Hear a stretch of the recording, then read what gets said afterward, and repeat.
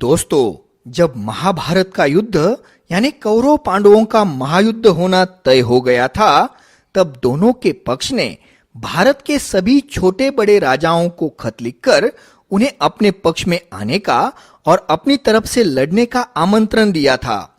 जब कौरव और पांडव दोनों के खत दक्षिण भारत में स्थित उडुपी के राजा के पास पहुंच गए तो वह बड़े ही असमंजस में पड़ गए थे।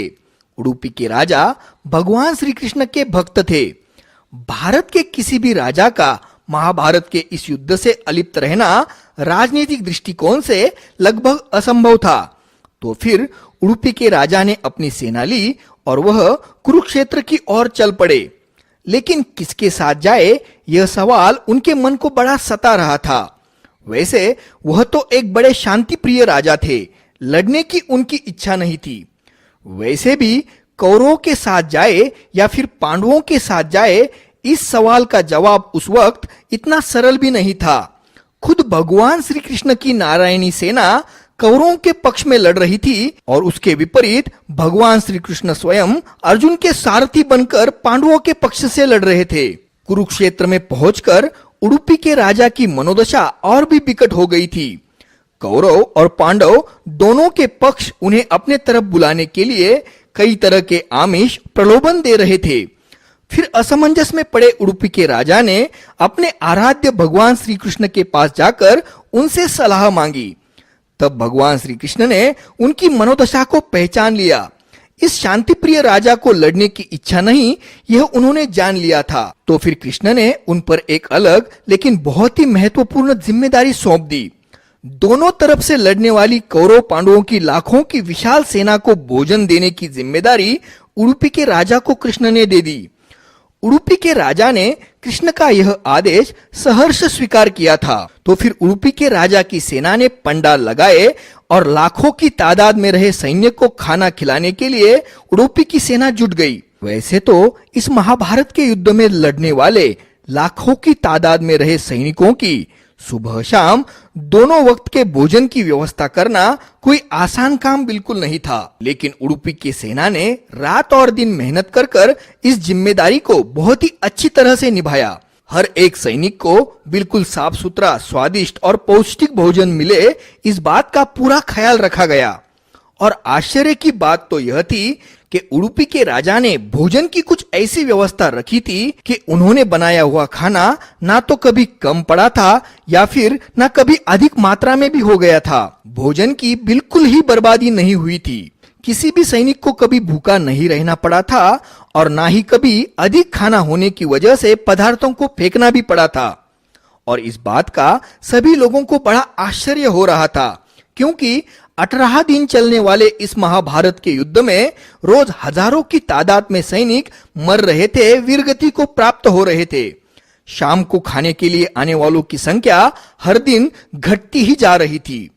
और फिर भी उडुपी के राजा सिर्फ उतने ही लोगों का भोजन पहले से ही तैयार रखते थे कि जितने लोग शाम को भोजन के लिए आने वाले हो। कभी भी उडुपी के राजा का अंदाजा नहीं चुका था, जैसे उन्हें पहले से ही पता था कि आज कितने लोग युद्ध में मरने वाले हैं। जब महाभारत का युद्ध खत्म हो गया, पांडव जीत गए और युधिष्ठिर धर्मराजा का राज्याभिषेक हो गया था।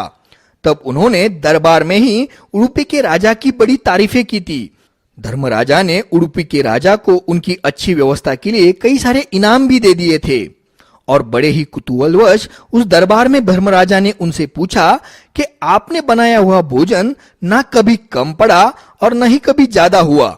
आपको कैसे पहले से ही पता चलता था कि शाम तक आज कितने लोग वीरगति को प्राप्त होने वाले हैं? तब उडुपी के राजा ने यह जवाब दिया था कि यह सब भगवान श्री कृष्ण की कृपा है और वही मुझे अप्रत्यक्ष तौर पर संकेत दिया करते थे। भगवान श्री कृष्ण को मूंगफली के भुने हुए दाने बेहद ही पसंद थे। तब मैं खुद अपने हाथों से उनको शाम के वक्त वह भुने हुए मूंगफली के दाने दिया करता था। लेकिन मैं वह सब दाने गिनकर उनके सामने रख देता था और भगवान श्री कृष्ण कभी भी उन दानों को पूरी तरह से नहीं खाते थे। कुछ मूंगफली के दाने वह उस बर्तन में पीछे छोड़ देते थे।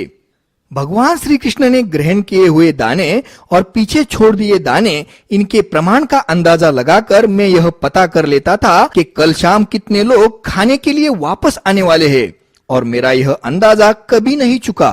भगवान श्री कृष्ण ने दिया हुआ संकेत कभी भी गलत नहीं साबित हुआ।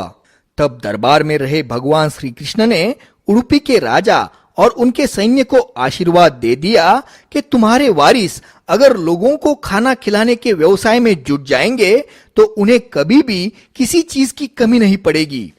और दोस्तों, हजारों सालों से उडुपी प्रांत के कई सारे लोग उपहार गृह और लोगों को खाना खिलाने के व्यवसाय में, यानी के होटल के व्यवसाय में जुटे हुए हैं। और अगर आज भी आप देखोगे तो भारत के उपहार गृह के व्यवसाय में, होटल कारोबार में उडुपी लोगों का बड़ा ही वर्चस्व प्रस्थापित है। भारत के सभी प्रमुख शहरों के होटल कारोबार पर उडुपी लोग ही अपना वर्चस्व रखते हैं। भारत के बाहर भी इनका होटल कारोबार अच्छी तरह से फैला हुआ है, फल फूल रहा है। अपने होटल को यह लोग किसी मंदिर की तरह बिल्कुल सुंदर और साफ सुथरा रखते हैं। हर ग्राहक को भगवान श्री कृष्ण का रूप मानकर उनकी दिल से सेवा करते हैं।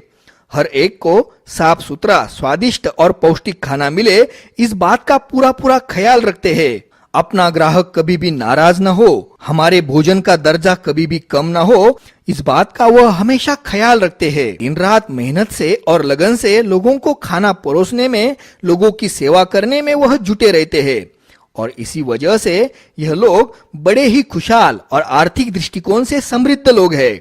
और जिस तरह से यह अपना होटल कारोबार चलाते हैं, उसे हम एक आदर्श भी मान सकते हैं। नमस्कार दोस्तों, आप मेरे वीडियोस को लाइक कीजिए, मेरे चैनल को सब्सक्राइब कीजिए और साथ में बेल आइकॉन को प्रेस कीजिए ताकि जब भी मैं कोई वीडियो अपलोड करूं तो आपके पास उसकी तुरंत जानकारी पहुंच जाए।